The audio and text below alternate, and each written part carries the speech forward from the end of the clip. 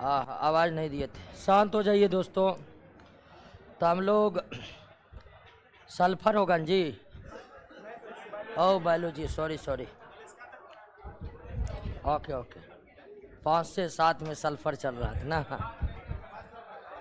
अरे आवाज़ शांत होइए न, तब ना जाएगा। बात कर रहे हैं, आवाज़ जाएगा। आइए दोस्तों, कहाँ तक हो गया था? तो ध्यान दीजिए, हम लोग ये समझने की कोशिश कर रहे हैं कि इस पृथ्वी पर कैसे कैसे जंतु है। दे दीजिए, हल्का दीजिए आवाज। इस पृथ्वी पर कैसे कैसे जंतु हैं और जंतु किसे कहेंगे। तो इसके लिए हमने 5-6 विशेषताओं का जिक्र किए थे जब हम एनिमल किंगडम की शुरुआत किए थे दोस्तों, कि जंतु में कौन सी विशेषताएं होती है। तो जंतुओं की विशेषताओं को तय करके हमने पहले जंतु को परिभाषित किया था, और एक लाइन में तो परिभाषित यही कर सकते हैं कि जो एनिमल किंगडम में है वही जंतु है। और जंतुओं की विकास की प्रक्रिया को हम देख रहे थे और शुरुआत पोरीफेरा से किए थे। पोरीफेरा इस पृथ्वी पर का सबसे निम्न स्तर का जंतु है, निम्न स्तर का एनिमल है जो समुद्र में रहते हैं। पोरीफेरा एक ऐसा जीव था दोस्तों कि जिसका विकास सिर्फ कोशिकाओं तक सिमटा हुआ है। पोरीफेरा से आगे हम सिलिंटरेटा पर आए तो देखे कि जंतु जो है वे विकास की प्रक्रिया में एक स्टेप आगे बढ़ा है, यानी कोशिका उत्तक बना लिया था। और सिलिंटरेटा से हम प्लेटी हेलमेंथीज और एसके हेलमेंथीज 2 कृमि पर आए जो कि परजीवी होते थे, रोगों को फैलाते थे। और जब हम एनिमिलिया किंगडम के एनिलिडा फाइलम में पहुंचे तब वहां से एक विकसित जंतु के बारे में, विकसित जंतु का उद्भव इस पृथ्वी पर हुआ। तो विकसित जंतु अगर हम देखें, यानी कि ऐसे जंतु, विकसित जंतु होगा जिसमें डाइजेस्टिव सिस्टम होगा, एक विकसित रिस्पिरेटरी सिस्टम होगा, एक विकसित एक विकसित उत्सर्जन तंत्र होगा। यानी कि अगर बॉडी में सारा तंत्र है तो उस जीव को हम विकसित कहेंगे। या विकसित होने का एक दूसरा लक्षण ये भी हम पढ़े थे कि देह हुआ है तो वह विकसित है, देह हुआ है तो वह विकसित है। तो एक विकसित जीव पहले हमें एनिलिडा में मिला था, और एनिलिडा से जैसे ही आर्थ्रोपोडा पर आए, ठीक है, एनिलिडा से जैसे हम आर्थ्रोपोडा पर आए तो एक विशाल समूह मिला था हमें जंतु का। यूं कहिए कि वैज्ञानिकों ने अब तक जितने सजीवों को खोजा है उसका 75% दोस्तों, 75% जो है आर्थ्रोपोडा में शामिल था। तो विकास एनिलिडा से हुआ है जीवों को। एनिलिडा से पहले जो 4 फाइलम है उसके शरीर में बहुत कुछ नहीं है। पहली बार अंग का उद्भव प्लेटी हेलमेंथीज में हुआ था। तो हम लोग आर्थ्रोपोडा से मोलस्का पर आए। अब मोलस्का के बाद जो फाइलम है उसका नाम है इकाइनोडर्मेटा।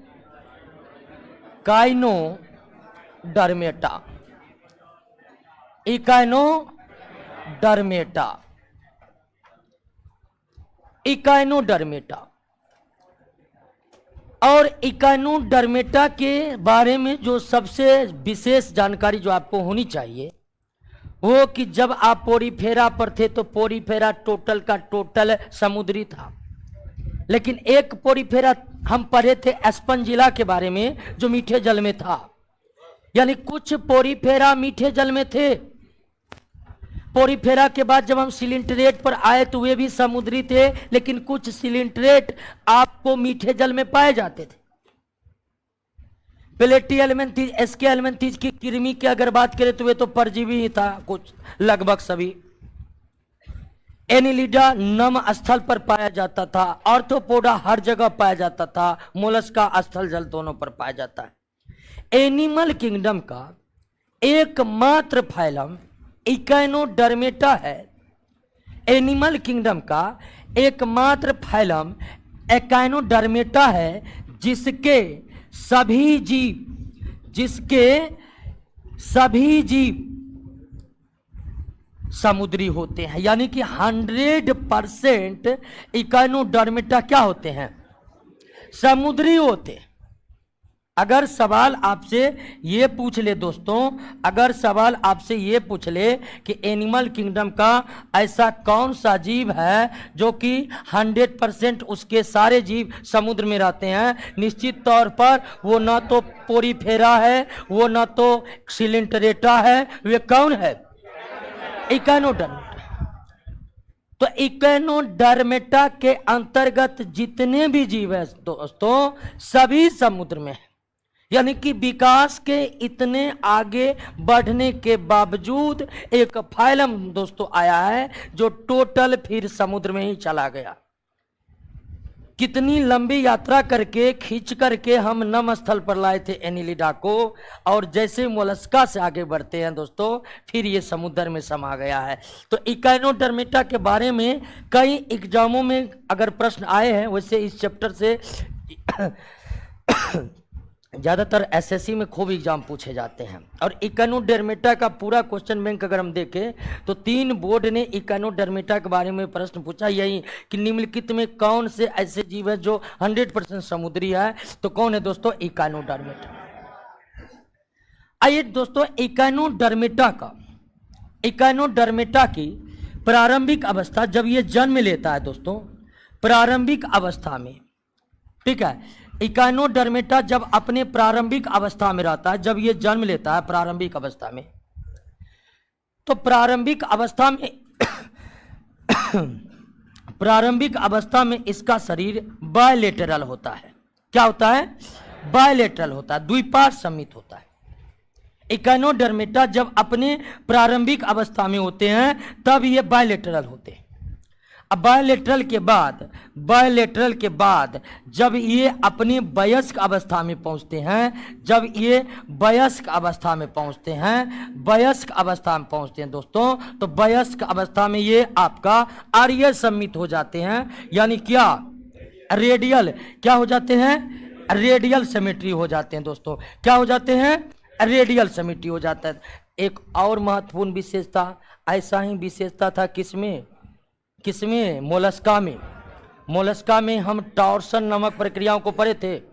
मोलस्का में जो टॉर्सन नामक प्रक्रिया पढ़े थे, तो टॉर्सन नामक प्रक्रिया में क्या पढ़े थे कि मोलस्का प्रारंभ में बायलेटरल था, टॉर्सन प्रक्रिया होने के बाद ही वे क्या हो गए थे? एसिमेट्रिकल हो गए थे। लेकिन इसमें कोई टॉर्सन वर्सन प्रक्रिया नहीं होती है दोस्तों। ये स्वतः ही जब वयस्क होते हैं तो शारीरिक संरचना बदल जाती है इसकी। स्वतः जब ये वयस्क होते हैं शारीरिक संरचना बदल जाती है, और बदलाव इस तरह से होता है कि बायलेटरल से यह क्या हो जाता है? रेडियल हो जाता है। ये दूसरी विशेषता याद रखना है। अब दोस्तों ये बात तो याद रखने का जरूरी नहीं है कि इसका शरीर कितने स्तर का होता है, 3 स्तर का होता है। ये भी याद रखना जरूरी नहीं है कि इसमें क्या पाया जाता है, देगुआ पाया जाता है। ये याद रखना इसलिए जरूरी नहीं है कि ये चीज आप एनिलिडा पर ही पढ़ लिए थे। पोरीफेरा सिलिंट्रेटा के बाद जैसे ही हम प्लेटी हेलमिंथेज में प्रवेश किए थे तो जीव का शरीर कितने लेयर का हो गया था? यानी कि एनिमल किंगडम में पोरीफेरा और सिलिंट्रेटा को छोड़कर बाकी जो भी फाइलम है सभी के जीव कितने लेयर के होते हैं? 3 लेयर के होते हैं। निश्चित तौर पर इकोनोडर्मेटा भी 3 लेयर का है।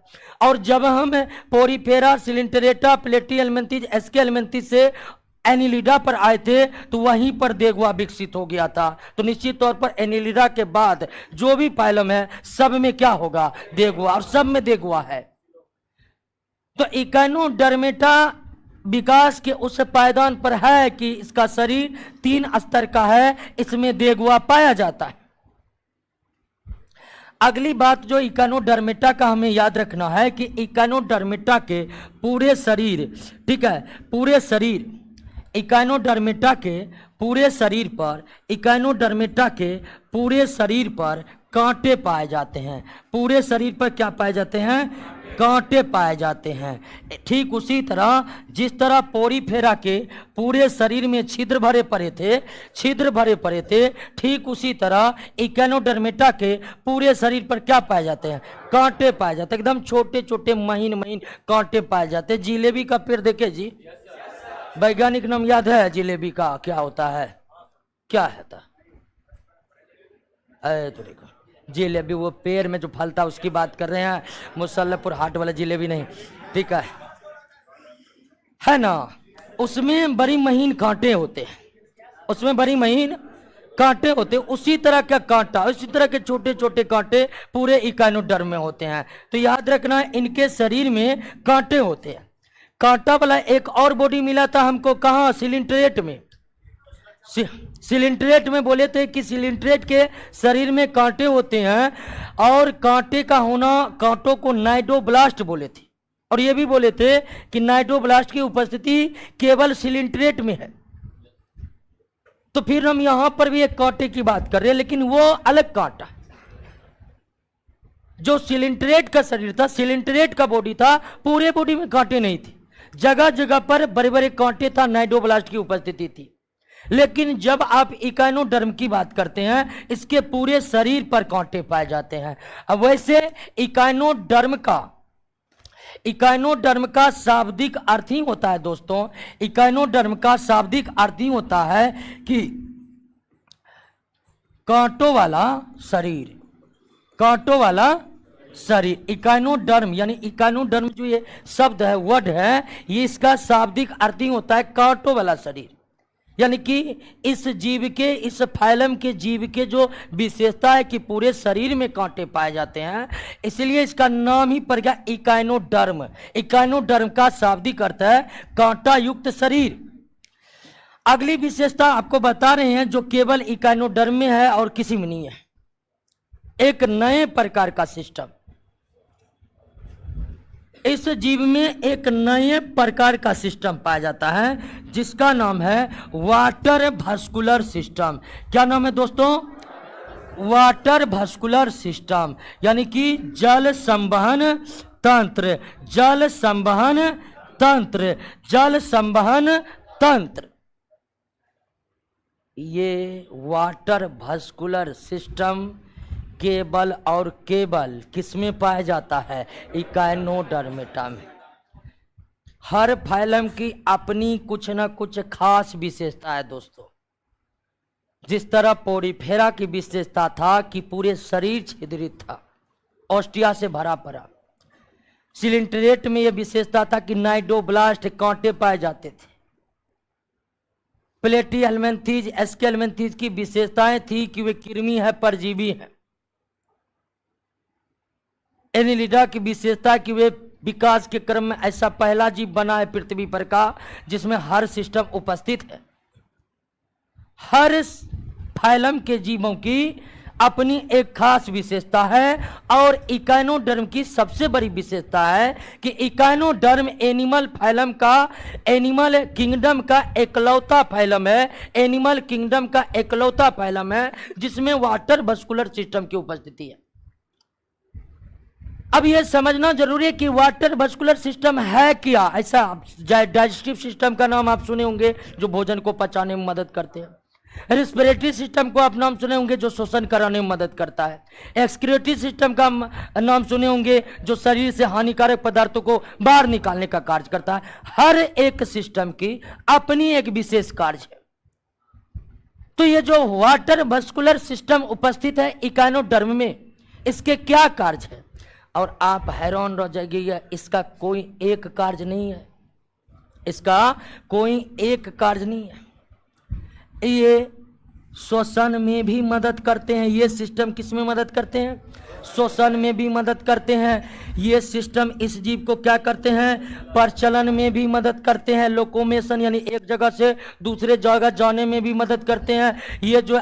ये सिस्टम इसे भोजन पकड़ने में भी मदद करते हैं। यानी सिस्टम एक, कार्य अनेक दोस्तों। एकदम वही भूमिका जो भूमिका हमारे दैनिक जीवन में सलाई रिंच वाली भूमिका इसको कहते हैं दोस्तों। हर जगह फिट हो जाना, ठीक है, हर जगह फिट हो जाना।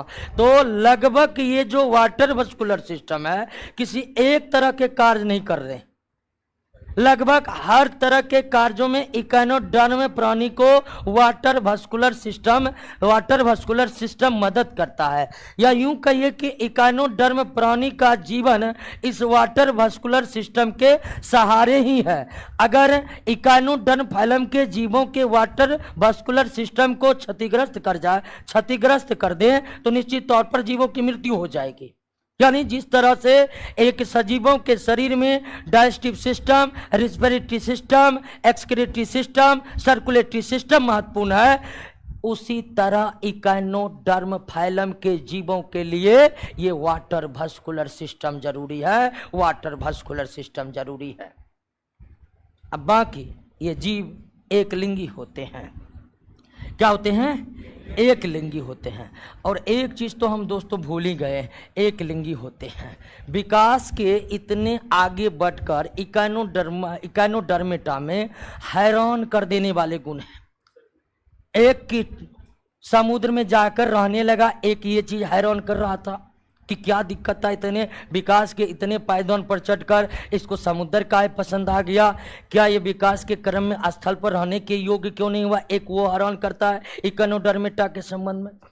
और दूसरा बात ये हैरान करेगा कि जो तंत्र एनिलिडा में ही विकसित हो गया था वो यहाँ पर इकोनोडर्मेटा में गुम हो गया है। एक बहुत ही महत्वपूर्ण सिस्टम उत्सर्जन तंत्र का क्या होता है? अभाव होता है। उत्सर्जन तंत्र का क्या होता है? अभाव होता है। उत्सर्जन तंत्र नहीं पाए जाते हैं। उत्सर्जन तंत्र जिसको कहते हैं एक्सक्रीटरी सिस्टम। क्या कहते हैं दोस्तों? Excretory system. इसका काम होता है कि शरीर में बनने वाले हानिकारक पदार्थों को बाहर निकालना, जो एनिलिडा में ही विकसित हो गया था। हम पढ़े थे एक खास अंग था एनिलिडा प्राणी में, नेफ्रेडिया, जो कि उत्सर्जन करता था, यहां पर गायब हो गया है। यानी कि एक अलग तरह का सिस्टम इसमें अगर आप देख रहे हैं तो एक महत्वपूर्ण सिस्टम इसमें गायब है। सबसे बड़ा सवाल अब यह है कि अगर इस इकोनोडर्म में उत्सर्जन तंत्र नहीं होता है तो फिर ये उत्सर्जन करते कैसे हैं?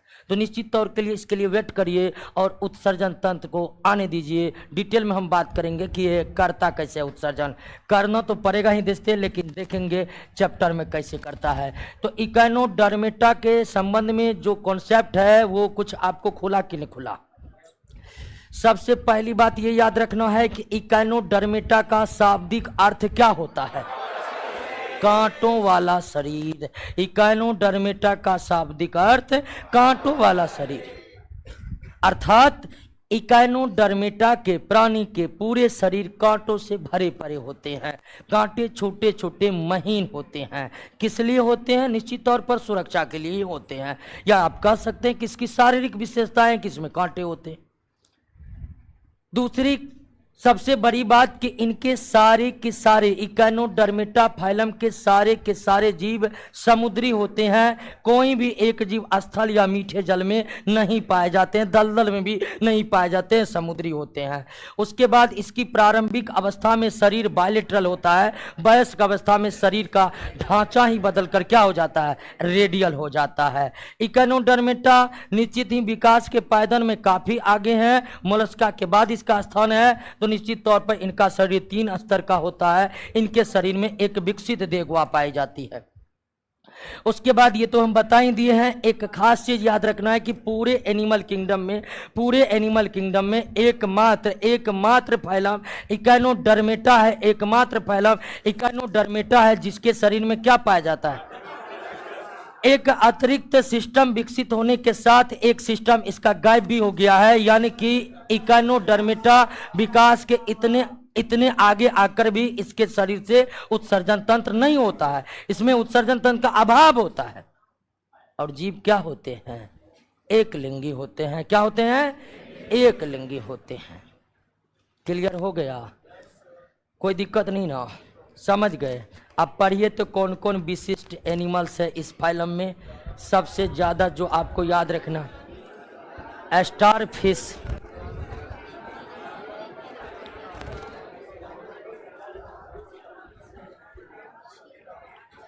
क्लियर है दोस्तों? ध्यान दीजिए।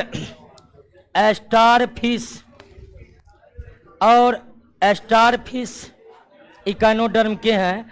और सबसे बड़ी बात कि एग्जाम में स्टार फिश को लेकर कई बार ऐसे प्रश्न आए हैं कि क्या स्टार फिश वास्तविक मछली है? स्टार फिश वास्तविक मछली नहीं है, वे इकाइनोडर्म का है। वे क्या है? इकाइनोडर्म का मछली है। वे किसका है? इकाइनोडर्म का है। क्लियर हो गया दोस्तों? इकाइनोडर्म का है। उसके बाद समुद्री खीरा एक चर्चित जीव है। समुद्री खीरा, खीरे के समान दिखते हैं इसीलिए उसका नाम समुद्री खीरा पड़ा हुआ है। ठीक है, खीरे की आकृति का होता है। तो समुद्री खीरा भी कहाँ का है? इकाइनोडर्म का है। समुद्री खीरा भी कहाँ है? इकाइनोडर्म। क्लियर हो गया? और कौन कौन जीव है?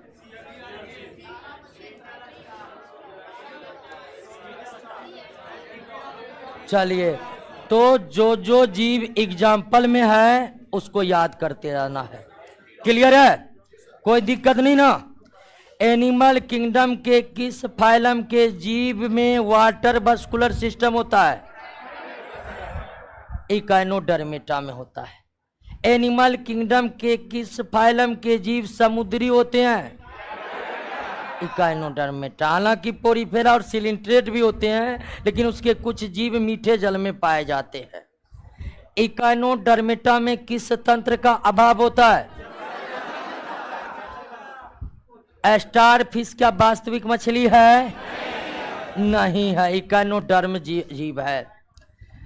और स्टार फिश किस फाइलम का है? तो इकाइनोडर्मेटा। और ये भी प्रश्न आया हुआ है कि समुद्री खीरा किस फाइलम के जीव है? क्लियर हो गया दोस्तों? अब तक जो आप यात्रा किए हैं पोरीफेरा से इकाइनोडर्मेटा तक, ध्यान दीजिए दोस्तों। ठीक है, पोरीफेरा से जो हम यात्रा शुरू करते करते इकाइनोडर्मेटा पर आए हैं, तो आपको हर चीज विकसित हो गया है। अब एक नया चीज विकसित होने वाला है दोस्तों, जो जीवों को सही यानी कि खड़ा होकर चलना सिखाएगा। अब तक आप जितने भी जीव को पढ़े हैं उसमें पोरीफेरा तो चलता फिरता ही नहीं था, बाकी सभी जीव रेंगने वाले थे। सिलिंटरेटा से इकाइनोडर्मेटा तक के जीवों में, और सिलिंटरेटा नहीं, पोरीफेरा से लेकर इकाइनोडर्मेटा तक के जीवों में स्पाइनल कोड नहीं पाया जाता है, रीढ़ की हड्डी नहीं पाई जाती है। हड्डी यानी कि कंकाल तंत्र ये विकसित हो गया था आर्थ्रोपोडा में ही, लेकिन क्या कंकाल तंत्र के अंतर्गत रीढ़ की हड्डियां विकसित होगी? नहीं विकसित हुई है। यानी कि पोरीफेरा से लेकर के इकाइनोडर्मेटा तक के जीवों में रीढ़ की हड्डियां नहीं है। रीढ़ की हड्डी को इंग्लिश में वर्टिब्रल कॉलम कहते हैं, वो नहीं है दोस्तों। और रीढ़ की हड्डी वो हड्डी है दोस्तों जिसमें मस्तिष्क का कुछ भाग रहता है, और इसी हड्डी के बदौलत कोई खड़ा होकर जमीन पर चलता है। ऐसे कोई भी जंतु जिसमें रीढ़ की हड्डियां नहीं है वे खड़ा होकर नहीं चल सकता, वो सिर्फ रेंग कर चलेगा। और ध्यान रखिएगा, कुछ रेंग कर चलने वाली भी जीवों में रीढ़ की हड्डी होती है, लेकिन वे अनुकूलित होते हैं रेंग कर चलने के लिए। जैसे बात करें स्नेक का, लेकिन जब मौका मिलता है उसको खड़ा होता है कि नहीं होता है? रीढ़ की हड्डी के बदौलत। तो अब हम ऐसे फाइलम में प्रवेश करने जा रहे हैं जहां पर रीढ़ की हड्डी आज गया है। रीढ़ का हड्डी तो नहीं आया है पूरी तरह से, लेकिन रीढ़ की हड्डी का प्रारंभिक स्वरूप विकसित हो गया है, और अब समय आ गया है कि जीव खड़ा होगा और खड़ा होकर गति करेगा। लेकिन ध्यान रखिएगा कि खड़ा होकर गति करेगा, लेकिन अभी जो हम फाइलम के बारे में बता रहे हैं वो खड़ा अभी नहीं हुआ है। क्या नाम है? हेमिकॉर्डेटा।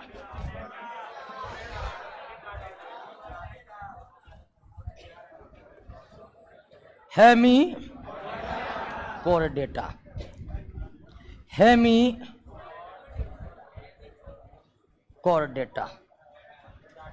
हेमिकॉर्डेटा। हम लोग जब 9th क्लास में थे तो ये अलग, ये फाइलम था नहीं, ये कोर्डेटा फाइलम में था जिसके आगे हम पढ़ने वाले हैं। यानी कि इधर पिछले 10 सालों में इसका विकास हुआ हेमिकोर्डेटा का। शुरुआत में ये कोर्डेटा के अंतर्गत था, हेमिकोर्डेटा। अब दोस्तों आप क्लासिफिकेशन में इतने आगे बढ़ चुके हैं कि ये बताने की जरूरत नहीं है कि क्या है क्या नहीं है। विकसित जीव आपको एनिलिडा में ही मिल गया था। एनिलिडा के बाद जो फाइलम हम पढ़े हैं उनमें सबसे ज्यादा इंपॉर्टेंट कि हम उनके शारीरिक विशेषताओं पर ज्यादा ध्यान दिए। ये नहीं कि इसमें कौन तंत्र है नहीं है, कौन तंत्र है क्या नहीं है, ये खासकर देखने की जरूरत है पोरीफेरा से एस्के हेलमिंथिस तक। लेकिन एनिलिडा में तो सब तंत्र विकास कर गया था। तो अब आप विकास के वो जगह पर आ गए जहां हर कुछ विकसित है। हेमिकोर्डेटा में श्वसन तंत्र होते हैं, उत्सर्जन तंत्र होते हैं, पाचन तंत्र होते हैं, श्वसन तंत्र होते हैं, तंत्रिका तंत्र होते हैं, विकसित जीव होते हैं। शरीर 3 स्तर का होता है। और शरीर कैसा होता है? तो शरीर बायलेटरल ही होता है। और आप एक बात ध्यान दिए होंगे कि अधिकांश जीव आपको बायलेटरल ही मिला है, नहीं मिला है। यानी कि एसिमेट्रिकल मोलस्का में था, लेकिन वो भी शुरुआत में बायलेटरल ही था। अगर टॉर्सन प्रक्रिया ना होता मोलस्का में तो वो भी बायलेटरल ही रहता। यानी आपसे अगर ये प्रश्न पूछ ले एग्जाम की एनिमल किंगडम के अधिकांश जीव की ढांचा कैसा होता बायलेटरल। तो हेमिकोर्डेटा में हर तंत्र विकसित है, देगुआ पाया जाता है। और अगर शारीरिक बात करेंगे तो बायलेटरल शरीर होता है। लेकिन सबसे बड़ी विशेषता दोस्तों, सबसे बड़ी विशेषता हेमिकोर्डेटा का कि इसमें पाया जाता क्या? नोटोकोड पाया जाता है, जो कि पोरीफेरा से इकाइनोडर्मेटा तक के किसी भी जीव में नहीं था।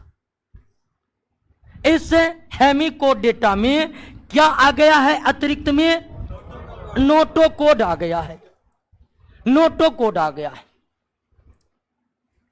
अब यह नोटोकोड है क्या, यह समझना जरूरी है कि क्या है नोटोकोड। नोटोकोड को अगर हम सीधा सीधा देखें दोस्तों, यह एक लचीली छड़ की समान संरचना है, लचीली छड़ के समान संरचना है। यह एक लचीली छड़ के समान संरचना है दोस्तों नोटोकोड, जो आगे के जीवों में सीधे बदलेगा। किसमें? आगे के जीव मतलब हेमिकोर्डेटा से अब हम कोर्डेटा पर जाएंगे।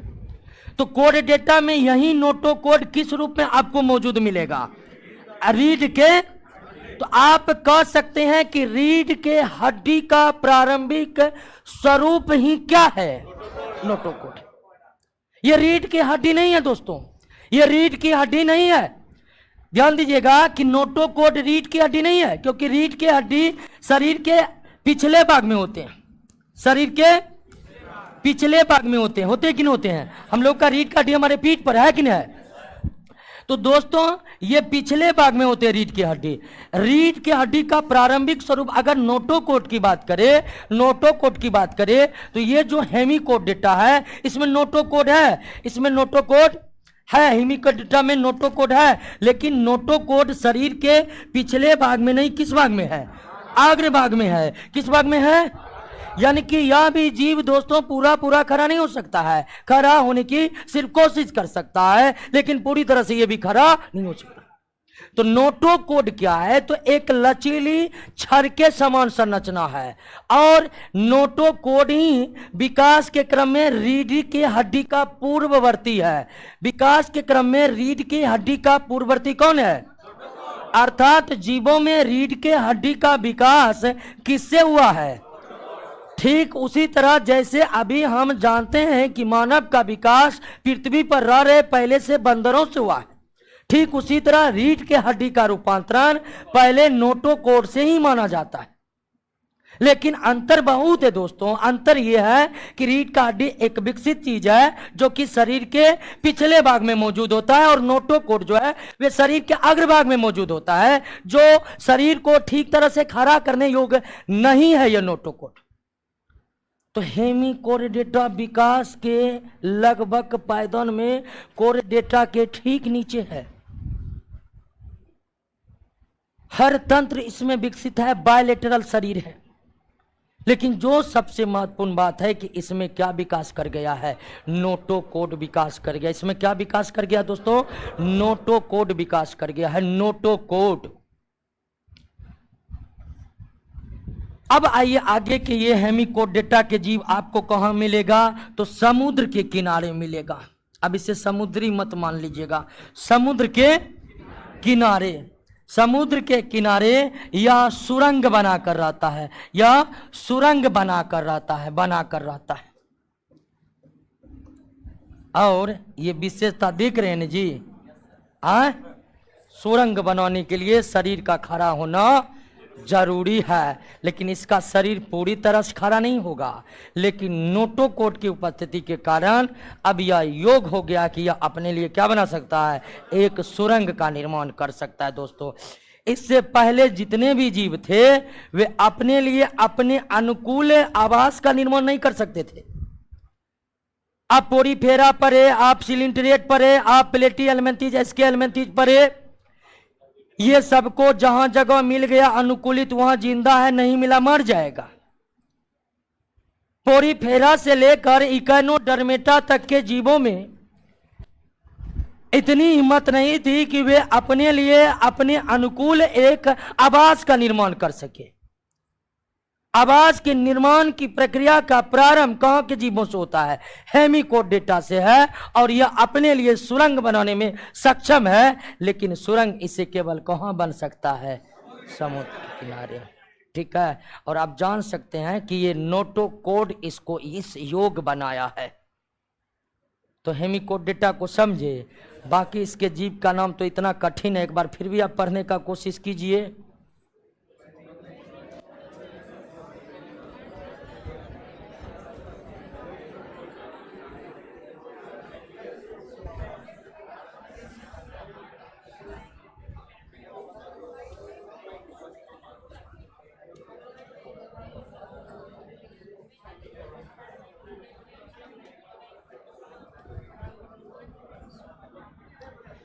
एम्फीऑक्सस, एम्फीऑक्सस, बैंकियोस्टोमा, हार्ड मैनिया, याद हो जाएगा, एक दो बार पढ़ते रहिएगा। अब वैसे एक तरीका और है कि अगर ये फाइलम का याद नहीं हुआ तो कोई दिक्कत नहीं, बाकी सभी फाइलम याद हो जाएगा। जो याद नहीं है वही हेमिकोर्डेटा होगा। क्या तो एक दो बार पढ़िएगा, जीव का नाम काफी, हालांकि अब तक कोई एग्जाम हेमिकोर्डेटा के विषय में प्रश्न नहीं पूछा है, लेकिन जानकारी तो रहना जरूरी है। तो बैंकियोस्टोमा, एम्फीऑक्सस, हार्ड मैनिया, ये सब चर्चित जीव है किसके, हेमिकोर्डेटा के। आ जाइए दोस्तों अंतिम फाइलम पर।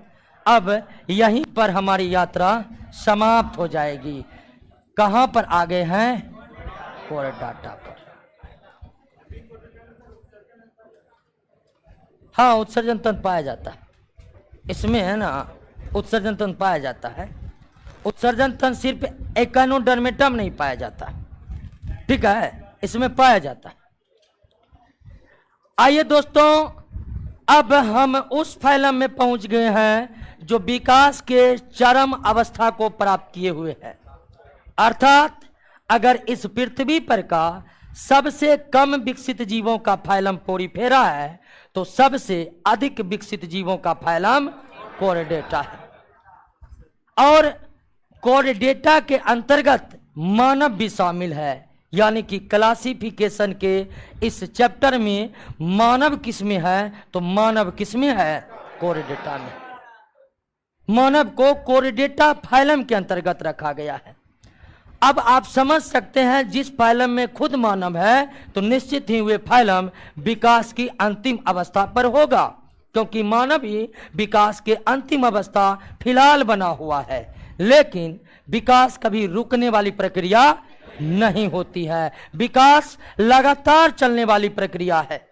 अंतर यही है कि विकास धीमी गति से चलने वाली प्रक्रिया है।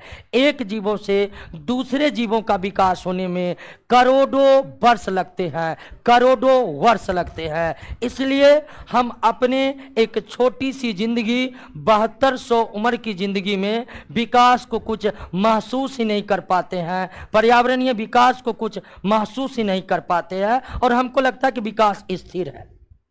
लेकिन विकास लगातार चलने वाली प्रक्रिया है।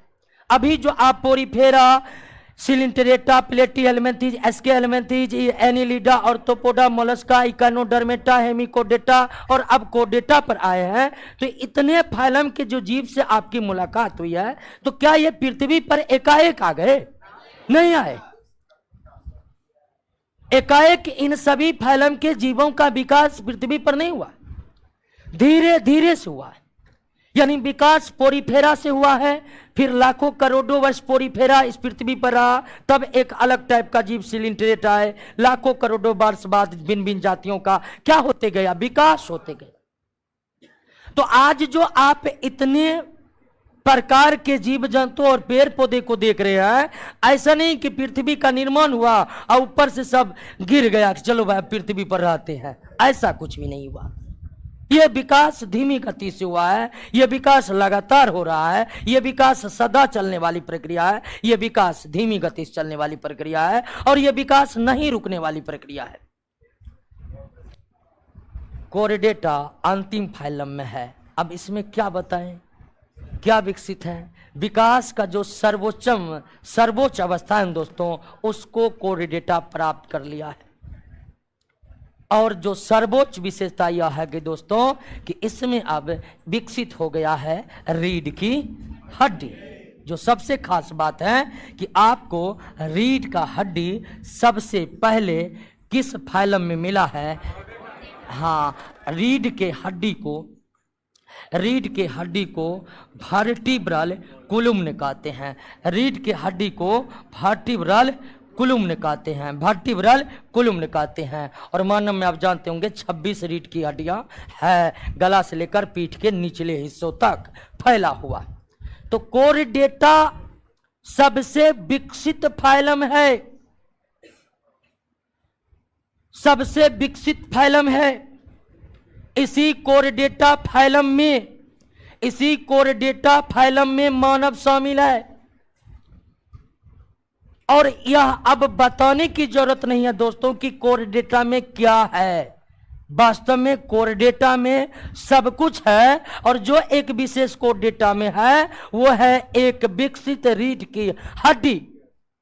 यानी कि कोरिडेटा से पहले के फाइलम को हम नॉन कोरिडेटा भी कहते।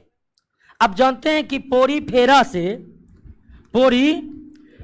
से लेकर के इकाइनोडर्मेटा तक की जो यात्रा हम किए थे, इकाइनोडर्मेटा तक की जो हम यात्रा किए थे, वो इकाइनोडर्मेटा को पोरीफेरा से लेकर इकाइनोडर्मेटा को हम सीधे सीधे क्या कर देते हैं? नॉन कोरिडेटा कह देते हैं। क्या कह देते हैं? तो कोरिडेटा का मतलब ही हुआ कि एक ऐसा जीव जिसमें रीढ़ की हड्डी है। और अगर इस कोरिडेटा में हम नॉन लगा दे तो नॉन कोरिडेटा का मतलब हो जाएगा कि एक ऐसा जीव जिसमें रीढ़ की हड्डी नहीं है। और रीढ़ की हड्डी पोरीफेरा से लेकर के इकाइनोडर्मेटा तक नहीं है। हेमी कोरिडेटा को इसमें निकाल दिए कि उसमें रीढ़ की हड्डी नहीं है, तो रीढ़ का हड्डी नहीं, रीढ़ का हड्डी अगर है तो वो पूर्ण रूप से विकसित नहीं है, इसलिए उसको हटा दी। और दूसरी सबसे खास विशेषता, एक तो खास विशेषता देख लिया है ना, तो जितने दोस्तों दौड़ने कूदने वाले जीव हैं, अगर पूछ दे कौन फाइलम में है तो वे कौन फाइलम में हो सकते? कोरिडेटा फाइलम। दौड़ने कूदने उछलने और चलने फिरने वाले जीव कोरिडेटा में ही है, क्योंकि ये सारे कार्य होंगे किसके बदौलत? रीढ़ के हड्डी के बदौलत होगा, जो इसी ठू में। और कोर्डेटा का एक दूसरा सबसे बड़ी विशेषता है कि कोर्डेटा का एक दूसरी बड़ी विशेषता है कि इसका सबसे ज्यादा विकसित होता है क्या? तंत्रिका। और इसके तंत्रिका तंत्र के अंतर्गत एक सुव्यवस्थित क्या होता है? ब्रेन होता है। अब तक आपको पोरीफेरा से जो इकाइनोडर्मेटा तक की यात्रा किए थे उसमें आपको सिर्फ तंत्रिका तंत्र मिला था। तंत्रिका तंत्र के अंतर्गत ब्रेन मस्तिष्क नहीं मिला था। एक विकसित मस्तिष्क सर्वप्रथम किस फाइलम के जीवों में हुआ है? और कोर्डेटा में हुआ है। रीढ़ की हड्डी का विकास किस में हुआ है? मानव किस फाइलम में है? पृथ्वी का सबसे कम विकसित फाइलम कौन है? पोरीफेरा है। और सबसे ज्यादा विकसित कोर्डेटा। अब दोस्तों कोर्डेटा फाइलम को 3 सब फाइलम में बांटा गया है। कोर्डेटा फाइलम को 3 सब फाइलम में बांटा गया है। 3 सब फाइलम में देखिए क्या क्या नाम है उसका।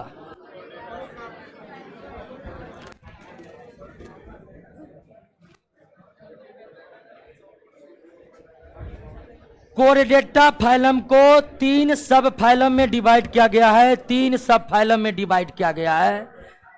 और वो कौन है? यूरोकोर्डेटा, सेफेलोकोर्डेटा और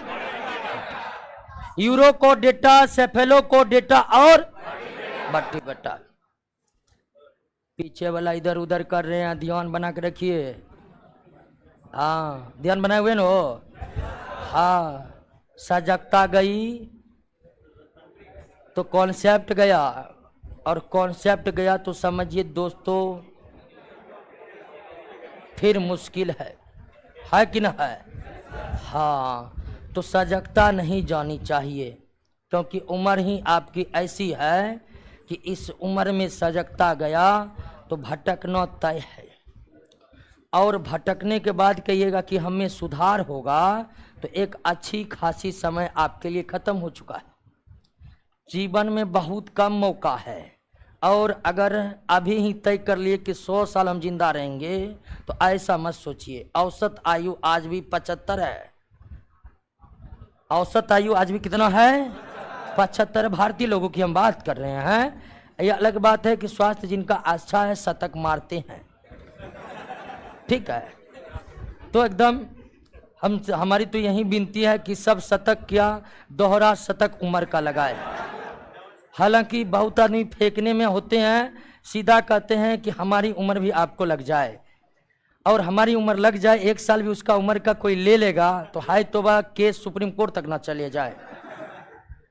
लेकिन बोलते हैं तो बोलने सुनने वाले भी सुनते हैं कि क्या फेंकता है, सुन लेता है। तो उम्र लगातार बीते जा रही है और चौथाई क्रॉस कर रहे हैं। चौथाई क्रॉस कर गए हैं साहब। तो चौथाई क्रॉस करके उम्र के इस पायदान पर आपकी हमेशा आपको पढ़ने में दिल लगाना पड़ेगा, ठीक है? सिर्फ पढ़ने में दिल लगाना पड़ेगा। अगर दिल इधर उधर हुआ तो दिल ऐसा चीज है दोस्तों कि उम्र भर इलाज नहीं होता है। इसीलिए उसको सिर्फ पढ़ाने में ही खर्च कीजिए। और आइए कि 3 सब फाइलम था, कौन कौन?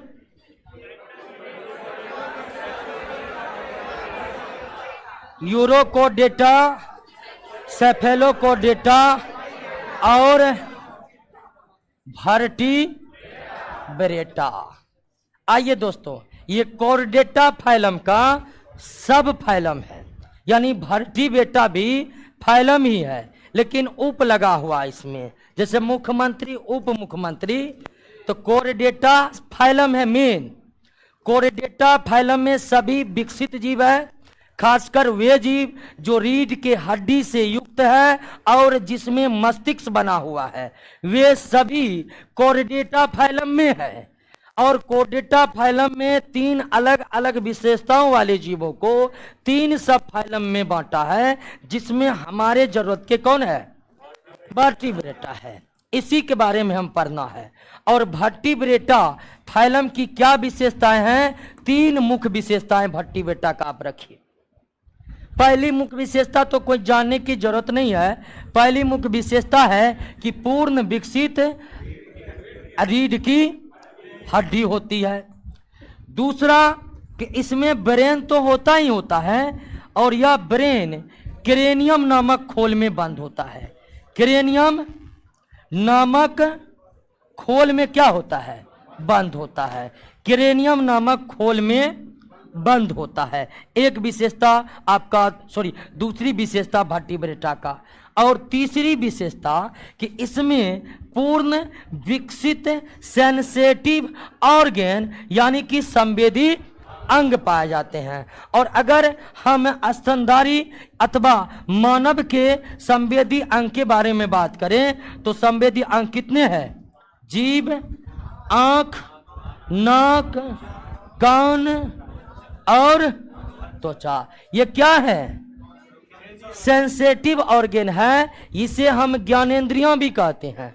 इसे सेंसेटिव ऑर्गन कहा जाता है, संवेदी अंग कहा जाता है। ये वो अंग है जिससे हम बाहरी संवेदनाओं को प्राप्त करते हैं। ये वो अंग है जिसके द्वारा हम बाहरी संवेदनाओं को प्राप्त करते हैं और बाहरी संवेदनाओं को कहां तक पहुंचाते हैं? ब्रेन तक पहुंचाते हैं। और ब्रेन उन बाहरी संवेदनाओं पर एक्शन लेकर के हमारे शरीर को कंट्रोल करता है।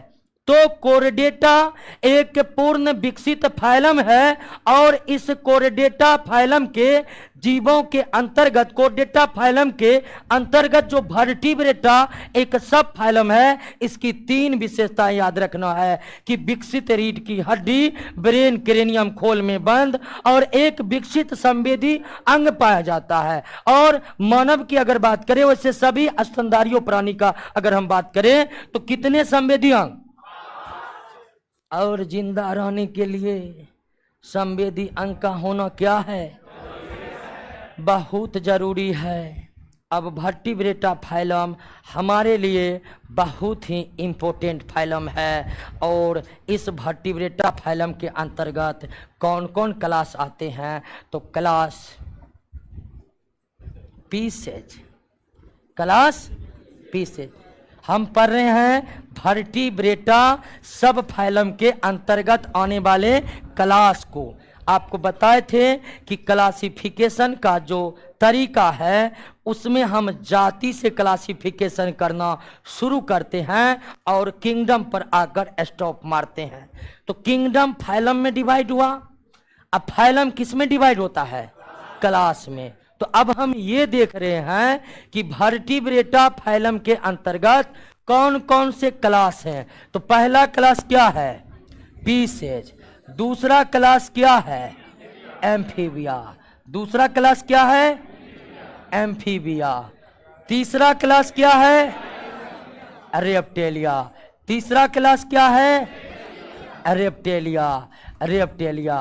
और चौथा क्लास क्या है? चौथा क्लास क्या है? एवीज। चौथा क्लास क्या है? एवीज। और 5वां क्लास है दोस्तों, 5वां क्लास है मेमेलिया।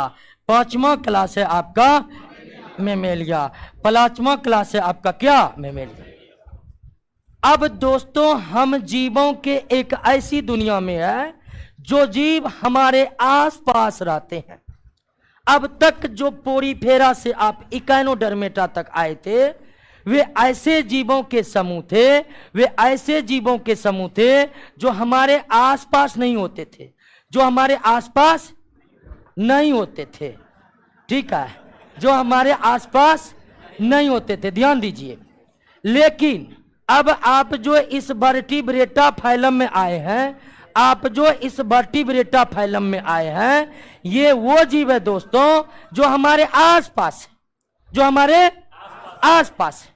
आप पोरीफेरा के जीव को नहीं देख सकते आसपास, समुद्र जाना पड़ेगा। सिलिंट्रेटा की वही स्थिति है। प्लेटिहेल्मिन्थेस स्केल पे दूसरे के शरीर में घुसा हुआ है। ठीक है, उसके बाद दोस्तों एनिलिडा प्राणी नम स्थल पर था। मोलस्का और इकाइनोडर्मेटा भी लगभग जलीय था, मोलस्का कुछ स्थलीय था। लेकिन ये जो दोस्तों वर्टिब्रेटा का 3 और 2 5 क्लास है, हम इसी जीव से घिरे हुए हैं। हमारे आसपास जो दोस्तों, हमारे आसपास दोस्तों जितने भी जीव हैं लगभग सब इसी क्लास के हैं, लगभग सब इसी क्लास के हैं, लगभग सब इसी क्लास के हैं। पीसेज क्लास की बात करें तो इसमें मछलियों को रखा गया है, पीसेज क्लास की बात करें तो इसमें मछलियों को रखा गया है। एम्फीबिया क्लास को रखे तो दोस्तों ऐसे जीव को रखा गया जो जल और स्थल पर। रेप्टिलिया क्लास को रखे हैं तो दोस्तों इसमें रेंगने वाले जीव। एविज में पक्षी को रखा गया है। मेमेलिया में हम खुद हैं और खासकर वे जीव है जो सीधे किसको देते हैं, बच्चे को देते हैं। क्लियर हो गया।